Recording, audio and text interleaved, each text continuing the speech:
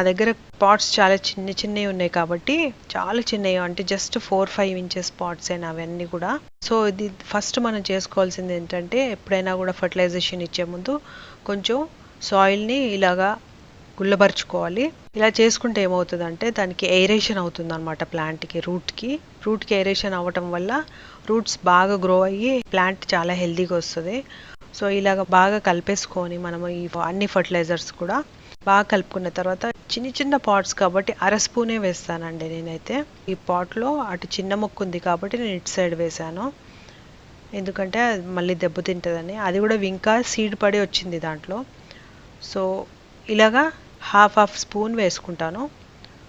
తర్వాత ఇమీడియట్గా నీళ్ళు వేసేసుకోవాలి. వీలైతే షాడోలో పెట్టుకోవాలి. అండ్ మనం నీళ్ళు వేసిన తర్వాత పాట్లో నుంచి నీళ్ళన్నీ మంచిగా ఇలాగా సీప్ అయిపోవాలి, అంటే బయటకు వచ్చేసేయాలి.